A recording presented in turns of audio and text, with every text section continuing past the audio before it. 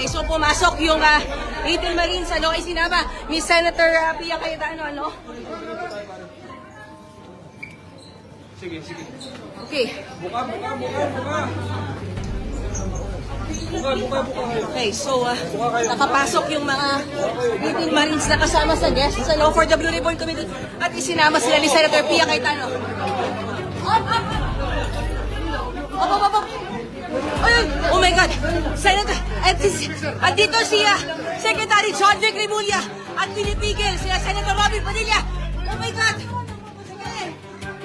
Takbuhan sila, Senator Pia Cayetano, kasama yung kasama yung labing walong Marines, ano, kasama ko si Senator Robin Padilla. Sasarahan kami ng pinto! Aray! Okay. Kasama ko si Senator Robin Padilla. Sir, what's happening? Oh my God. Sir.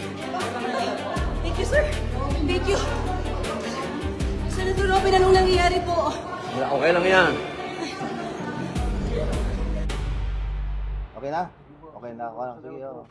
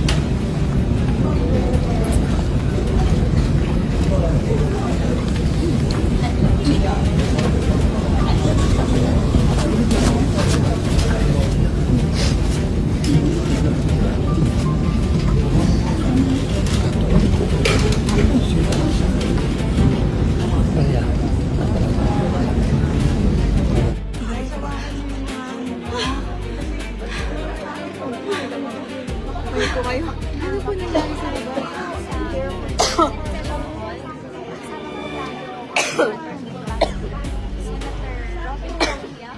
Kasama mo si Senator Pia Cayetano. Nandito na rin ngayon, mga kapatid, Senator Alan Peter Cayetano. We also see Senator Pia Cayetano, ang Blue Ribbon Chairman, bago pinalitan ni Senator Erwin Tulfo. And we also see Senator Robin Padilla.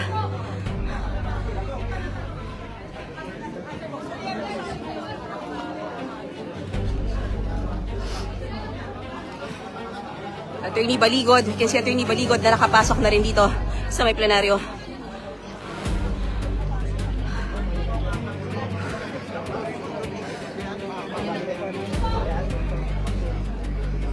Tensyonado talaga, mga kapatid, dito sa loob ng plenaryo dahil nga ang sinasabi ni Acting Senate President Win Gatchalian, dapat walang pagdinig ang Blue Ribbon ngayon. Hindi papasukan yung resource persons, pero talagang ipinilit na maipasok sila dito, no? Kasama sila Attorney Baligod at itong mga Marines, ano, na sinasabing naghatid ng mali-maletang pera kila Zaldico. Kayo na nagkagitgitan sa may first floor, ano, kung saan naroon nga rin at pinipigil ni Secretary John Vic Remulla yung pagpasok ng ilang mga resource persons. Tsaka ayaw nila madilig yung mga tao. Okay, papasukin na nila sir, no? Papasukin na po. Wait lang po. Kailangan nyo. Thank you po. Sir. Yan siya, yung mga sundalo pa kasama sa 18 Marines, mga kapatid. Okay, so mukhang nakapasok na, kompleto na yung